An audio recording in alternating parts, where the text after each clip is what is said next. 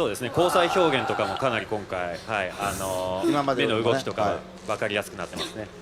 これ本当にリアルですね。逆さ釣りの状態みたいなのが。そうですね、これも実際役者さんに逆さまになってもらって、そうなんです。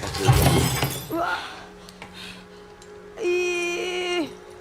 髪の毛もね、やっぱり逆さになるとどうなるのかなみたいなのをちゃんとリファレンスとして撮って作ってます。しかもこのなんか顔がちょっとうっ血してね、そうでちょっとむくんでる感じっていうか、そうその辺も実際にやってもらって、あ、こうなるんだっていう。うわー、だからこそのこのリアルさ。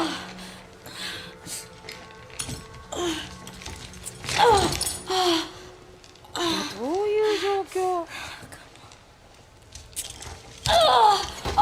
両方でこのゲームのちょっと始めというよりか少し進んだところで、はい、まさにもうどういう状況っていうグレースが陥ってるシーンから始まります。これは本当に実際のゲームの中に登場するワンシーン、はい、一部分、まあもちろんデモ用に多少変更はしてますけど、シチュエーションは同じです。おお、いや本当にどうしてこんな。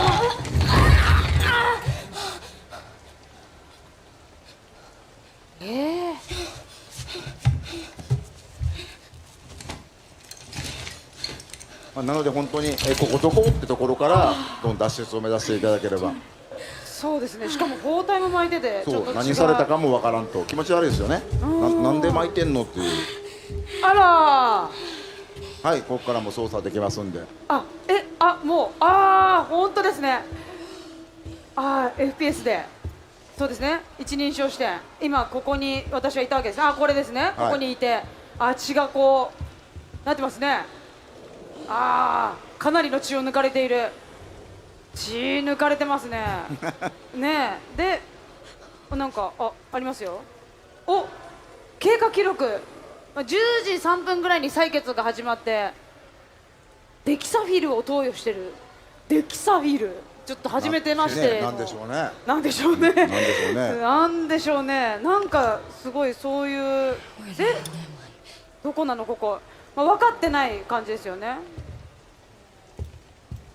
まあ一応探索をね、熊澤さん曰くいっぱいしてくれって言ってたからちょっとしつつ、とはいえ制限時間もありますからね。そうか、そうですよね。危ない、びっくりした。電気消えちゃう。そうですよね、スイッチだから。これ押せんだ。行った方がいいですよね。でもね、いいですよ、どうぞ。ここはね素直に開くんですよ。暗いな暗いな。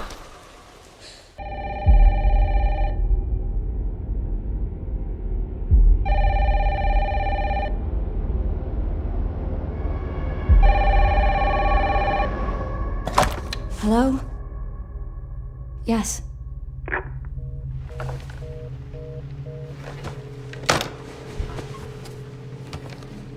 Who was it? Dunno. They asked for Miss Ashcroft and then they hung up on me. Rude.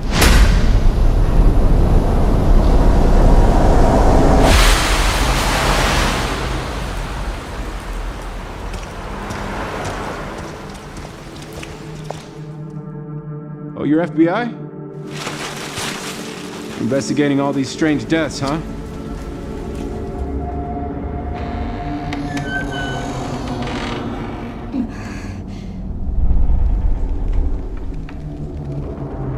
Grace,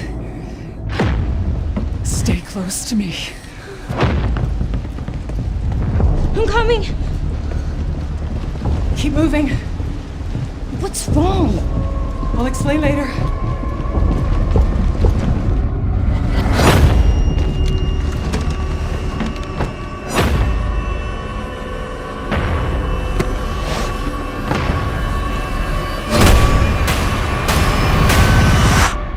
I've been watching you. You're not like other people, you know. You're quite unique. Tell me what's going on. Something important. Mom, I'm scared. Grace. They're coming.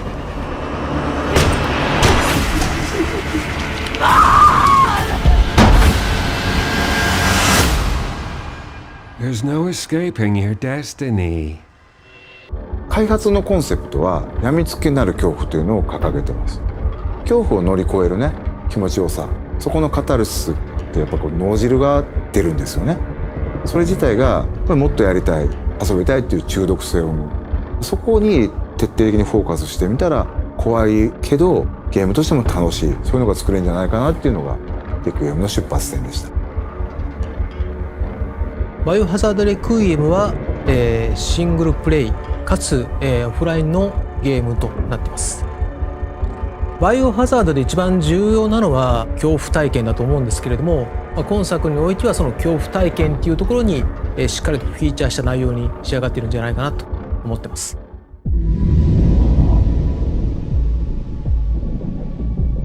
今回の主人公は FBI 捜査官グレース・アッシュクロフト。内向的で怖がり、バイオハザードとしては割と新しいタイプのキャラクターを作ろうとしています。プレイヤーと同じ目線で一緒になって怖がれる、こういうキャラクターを狙っています。物語の中でもちろん彼女も恐怖を克服し成長していくんですけども、 FBI 捜査官なので銃の扱いも慣れてますし、冷静な推理力とかも発揮しつつ活躍するキャラクターになってます。レオンを主人公にしようっていうのは実はずっとあったんですけども、どうしてもレオンを使ったバッチバチのホラーっていうのが割と難しくて、落ちてきたバケツにびっくりするとか、そういうレオンってそんなみんな見たくないやろっていうところで、じゃあホラーと食い合わせ悪いよなっていうのがやっぱりありましたけど、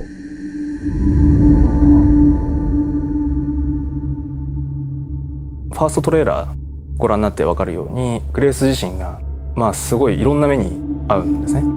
PV で断片的には入ってるんですけれども、逆さずり一つとっても顔の赤らみ、高揚感であったりとか、うっ血してる表現、あとは髪の毛もかなり力を入れてまして、自分たちでスタッフと一緒にプロの方を呼んで実際にウィッグを使ってそこからシミュレーションして CG に落とし込んだりとかもしています。バイオハザードレクイエムはですね、一人称視点と三人称視点2つの視点で自由に切り替えながら遊ぶことができます。主観視点だとその恐怖を間近に感じることができて、緊張感のある臨場感のあるゲームプレイっていうのが可能になります。三人称視点だとキャラクターの肩越しでの視点というところでアクション、そういったところがよく見えるゲームプレイになると思いますので、アクションが好きだなって思う方には三人称視点の方がおすすめです。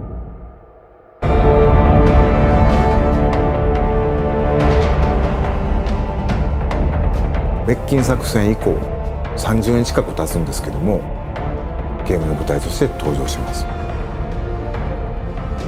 その当時アンブレラ事件っていうのでシリーズがヒットして、それ以降もさまざまなキャラクターたちが、いろんなラクーンシティで起きた事件をきっかけに立ち向かっていくようになったり、人間成長したり、そこに今回この表現のメスを入れるっていうのが、作り手としてはやっぱりかなり緊張感を持って臨ませてもらったっていうのが大きかったですね。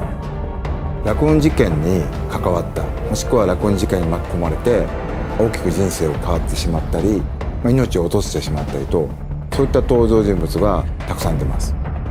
レクイエムは彼らに向けての言葉通り鎮魂であり、もっと言うとバイオハザードシリーズ、ラクーン事件、アンブレラをきっかけに生まれたシリーズのある種一つの区切りという意味でレクイエムというタイトルをつけています。バイオハザードレクイエムは2026年2月27日に発売予定です。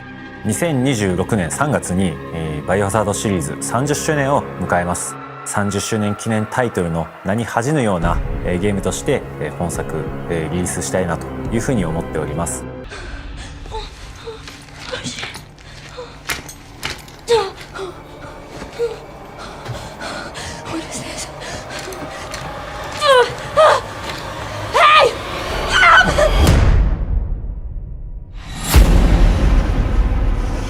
Stay close.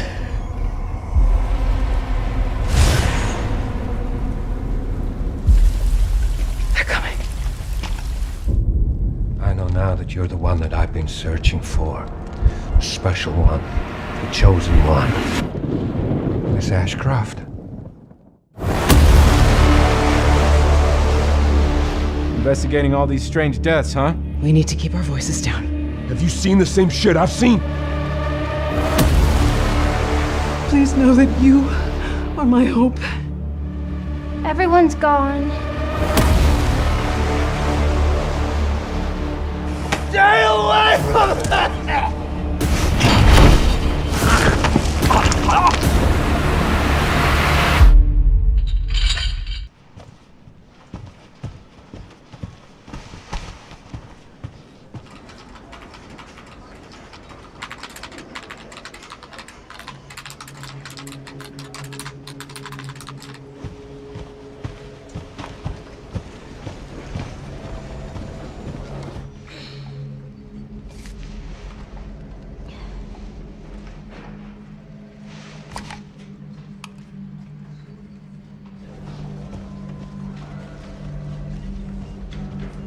Grace. Grace. Grace Ashcroft. Yes? My office. Oh, coming.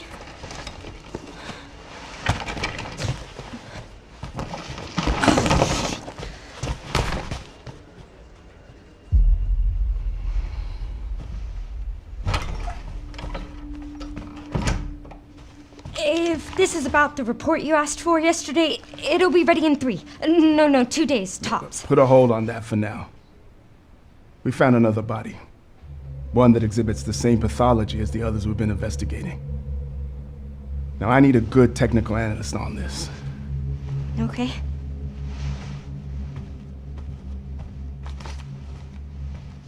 I need your eyes on the crime scene. The Renwood Hotel.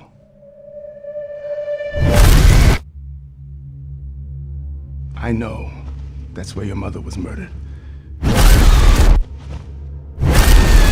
Alyssa died 8 years ago. Perhaps it's time for you to face the past. はバイオハザードシリーズを前に進めるタイトルを目指したいと。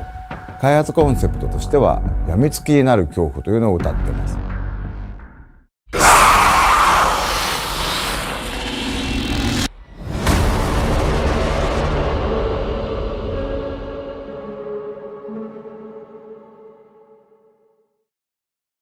バイオハザードレクイエムはシングルプレイかつ、オフラインのゲームとなっています。いろんな、要素を詰め込むってことは、できたと思いますし、実際我々もこのタイトルのごく初期では、いろんなシステムの検討というのを行ったんですけれども、よく噂はされてますけど、オンラインのバイオハザードですとかオープンワールドバイオハザードですとか、そういったところを試してみたりっていうのを長いことやってました。で結果としてですね、面白みのあるもの自体はできたんですけども、ファンが見たいもの、やりたい体験ってそういうことじゃないんじゃないっていうところで、仕切り直した結果、今のバイオハザードレクイエムっていうのが生まれました。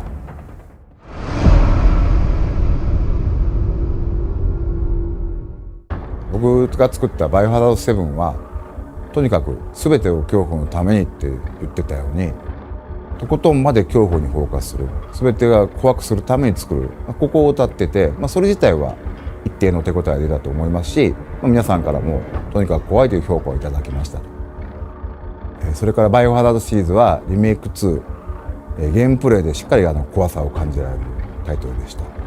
それから RE4、ゲーム性自体はアクション性強いんですけども、高い緊張感ですとか全体で醸し出すムードといったところで、やはりしっかりとした恐怖感を感じられると。恐怖のいろいろな発展っていうのを僕らは見つけてきたのもあったんですよね。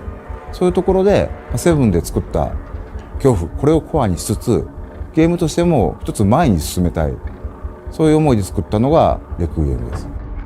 病みつきになる恐怖というのはですね、恐怖というのをコアにしつつ、それでもやめられない、もっと先が見たいし、死んじゃったんだけどこうしてみたらよかったんちゃうかなとか、次はこうしよう、そしてその恐怖を乗り越えた時の達成感でもっとやりたい、中毒性があるぐらい病みつきになると、こういったゲームプレイ体験を作ろうじゃないかっていうのがレクイエムの目指したものです。フィルムノワールは映像的に端的にモノクロでっていう意味合いもあったりとかするんですけれども、局所的に街が舞台だったりとかもしますんで、都市部の犯罪であったりとか現代劇の中のサスペンスっていう要素も含まれてます。そういった、金属と反射とフィルムノワールっていう言葉を合わせてメタル&ノワールというコンセプトを掲げました。メタルっていうのは文字の通り、金属であったりとか、CG グラフィックの中では、反射リフレクションを指します。メタルっていう部分に関しては、過去作は結構田舎が舞台で、あまりそういった草木とか自然物は多かったんですけれども、今回は、結構街、ラクーンシティも含めてなんですけれども、現代劇のある、シチュエーションが多いので、そういった映り込みであったりとか鉄金属が、かなりフィーチャーされるであろうというところで、テクニカル的にも結構力を入れて、表現していった部分です。やはり分かりやすいのはビジュアル表現だと思います。トレーラーでも見ていただいたグレースの例えば交際表現、眼球の動き、そこから読み取る表情ですとか、汗ばんだ肌の好調、そういった人物の表現が、これまでもなく本当にいる実在感、そういうところを目指して格段に上がったものになっています。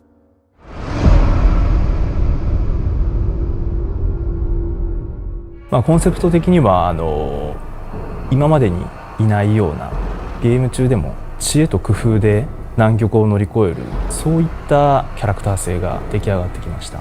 ホラーをやるっていう上で必然的にそうなっていった部分もあるんですけれども、今までの主人公たちのようなスーパーヒーロー像としたキャラクターではなくて、彼女なりの力で、切り抜けていくと、そういったところが一つの魅力になってます。今までのやっぱりキャラクターにはない、ちょっとその内気な感じ、ある種そのホラーゲームの主人公らしい、キャラクター像になるんでしょうけれども、そういったものがダイレクトに反映できているのではないかなと思ってます。もちろんバイオハザードのプレイヤーキャラクターなので、必要なアクションとか銃の手さばきみたいなものは FBI 捜査官という設定を持ってですね、しっかり対応できるようになってるんですけれども、ちょっと動作自体がもじもじしたりおどおどしたりっていうところもあったり、新鮮なイメージっていうのを皆さん持っていただけるんではないかなと。今や、愛されるキャラクターとなった、イーサー・ウィンターズ、そうだったように本作のグレースも、よりプレイヤーに愛していただけるようなキャラクターに仕上がってきているというふうに思います。物語を進めていくにつれてグレースの境遇だったりとか、物語での、仕打ちみたいなものもそこに感情移入してしまったりだとか、そういったところで、プレイヤーに、共感をより感じられるような、キャラクターだと思います。グレースのその髪型っていうのは、シリーズの中でも、珍しい、ちょっとショートカットだけれどもふわっとしたような、主人公たるキャラクターには癖っ気のような結構特徴がありまして、で、今回キャラクター性を掘り下げていくときに髪の毛で、そういった部分を、表現できないかなというところで、ああいった髪型にしていますね。デザイン自体は簡単ではあるんですけれども、これを実際に 3D でやるとなるとかなり大変で、プロの方を呼んでウィッグを実際に作っていただいて、ファースト PV で逆さまの状態があったかと思うんですけど、実際にウィッグで逆さまにして癖っ気のある人間が逆さまになった時ってどういうふうに髪の毛って流れるんだろう、そういったものを一つ一つやっていったっていうイメージですね。実は CG で近しい形までは行ったんですけれども、その先にどうしてもクオリティが伸びなくてですね、ちょうどその時プラグマターのチームでストランドっていう機能でテクニカル的に掘り下げてまして、 RE エンジン自体が習熟してきてまして、他チームで培ったノウハウを取り入れられるっていう、そういう基盤が整ってますので、グレースにもストランドをちょっと使ってみようということで、それが思いのほか品質が出てですね、ストランドで髪の毛の柔らかさを表現するだけでなくて、追われる、シーンではライターをかざして髪の毛の向こうに光があるっていうシチュエーションが用意されてるんですけれども、そこで髪の毛の光が透過するっていう、かなり表現できない、うまくいったなという。Resident Evil Requiem is the 9th mainline entry in Capcom's legendary survival horror series, and from everything revealed so far, it's shaping up to be one of the most daring reinventions the franchise has seen in decades. Directed once again by Koshi Nakanishi, the creative mind who successfully revitalized the series with Resident Evil 7 Biohazard, this new installment doesn't just attempt to iterate on the formula, but rather seeks to reshape the very foundations of how a Resident Evil story is told and experienced. With a brand new protagonist stepping into the spotlight and a narrative that deliberately merges personal trauma with series lore, Requiem is being positioned as a pivotal title that bridges past, present, and future. The story revolves around Grace Ashcroft, an FBI technical analyst who finds herself drawn into a mystery that quickly spirals beyond her expertise and into a nightmare deeply rooted in her own family history. Grace isn't the hardened soldier or field agent fans have come to expect from the series. Instead, she is portrayed as an intelligent but vulnerable protagonist, someone with sharp investigative instincts but little practical combat experience. Her journey begins with an assignment tied to a series of unexplained deaths, all of which appear connected to the remote and ominous Wrenwood Hotel. This decrepit, isolated establishment isn't just another haunted environment. It carries deeply personal significance, as it is also the site of her mother's tragic death 8 years earlier. The investigation therefore transforms into a dual pursuit, a desperate effort to survive while simultaneously unraveling generational secrets, guilt, and unresolved trauma. Narratively, Capcom is layering this with a broader historical context, situating Requiem approximately 30 years after the catastrophic destruction of Raccoon City. For longtime fans, the decision to return to the ruins of the series' most iconic location signals more than just fan service. It represents a confrontation with the legacy of Umbrella's sins and the ripple effects that still haunt the world decades later. Players will not only explore the eerie, derelict halls of the Wrenwood Hotel, but also trek through a devastated Raccoon City reimagined in grotesque and unfamiliar ways. Collapsed skyscrapers loom in the fog, overgrown streets hide lurking abominations, and familiar landmarks are twisted into nightmarish echoes of the past. For veterans of the franchise, the contrast between nostalgia and decay is deliberately unsettling, reminding players that while the past cannot be forgotten, neither can it be trusted. One of the most striking gameplay innovations lies in the ability to seamlessly switch between first-person and third-person perspectives, a feature that unites the two distinct approaches Capcom has experimented with over the last decade. Where Resident Evil 7 and Village immersed players through claustrophobic first-person tension, and the Resident Evil 2 and 3 remakes perfected the over-the-shoulder cinematic viewpoint, Requiem allows players to engage with both in real time. This duality is not a superficial toggle, but a core mechanic that reshapes the experience depending on context. Investigating cramped corridors in first person heightens anxiety, making every creak of the floorboards feel immediate, while switching to third person during combat provides broader spatial awareness and a tactical edge. Players can even experiment dynamically, deciding in the moment how they wish to experience a given scenario, effectively tailoring the horror to their own psychological tolerance.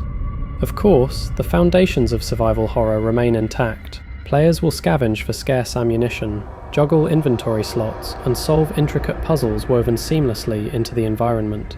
But Capcom has added a new wrinkle to the formula with a stalking system that ensures dread never truly dissipates. At the heart of this system is a terrifying new pursuer, an adaptive monster designed to embody primal fear itself. This enemy is not simply a hulking brute like past tyrant variations, but a cunning predator capable of climbing walls, crawling along ceilings, and cutting off escape routes with predatory precision.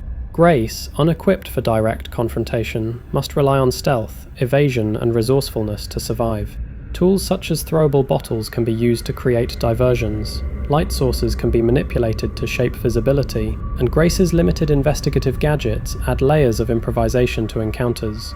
Over time, she grows stronger through progression systems, but the creature evolves as well, forcing players into an escalating arms race of survival, where safety is always temporary and terror is constantly renewed. Visually, Resident Evil Requiem represents the most ambitious leap forward for the franchise since the adoption of the RE engine. Internally referred to as RE Next, this evolved technology harnesses full path traced lighting, advanced ray tracing pipelines, and cutting-edge upscaling options like DLSS, XESS, and FSR to deliver unparalleled atmosphere cross-platforms. The game's environments are more than backdrops. They are characters in their own right, built with obsessive detail that plays directly into the horror experience. Broken glass catches faint light in corridors. Fog rolls in unpredictable patterns that obscure lurking threats, and weather conditions dynamically alter not only the mood but also player strategy. Heavy rain can dampen sound and conceal footsteps. Flickering bulbs may reveal just enough of an enemy before plunging players back into darkness, and collapsing architecture forces constant adaptation. Capcom has emphasized that immersion is paramount, and nowhere is this more evident than in the audio design. Every creak of rotting wood, every distant growl echoing through empty streets, and every strained breath from Grace amplifies the oppressive atmosphere, ensuring that tension is never far behind. From a technical standpoint, Requiem is confirmed for PlayStation 5, Xbox Series XS, PC, and Nintendo Switch 2, marking the first time in nearly 2 decades that a mainline numbered Resident Evil has launched on a Nintendo system. For fans, this is a historic milestone, reminiscent of the GameCube exclusivity deals of the early 2000s. Yet, unlike those older ports, Capcom insists that the Switch 2 version will maintain feature parity with other platforms, thanks to its advanced hardware. The decision to expand the launch pool reflects Capcom's strategy of maximizing accessibility without sacrificing quality. And given the publisher's impressive track record of optimized ports, expectations are high that Requiem will be equally terrifying across all systems. Gameplay depth also extends to progression and replayability. While Grace begins the story underpowered, progression systems gradually allow her to unlock new abilities, improved stamina, and enhanced survival tools. Yet, Capcom has deliberately resisted the temptation to turn her into a fully weaponized hero. The core identity of the game remains one of vulnerability and resourcefulness. Even as Grace grows stronger, the world grows darker, with enemies adapting to her strategies and environments morphing into more hostile iterations. This evolving tension feeds into Requiem's multiple endings and New Game Plus mode, encouraging players to replay with new knowledge, uncover deeper secrets, and test themselves against heightened difficulty modifiers. For a series built on both survival and mystery, this layering of replayability ensures longevity far beyond the initial campaign. Now you can enjoy the screenshots without any interruption. Enjoy!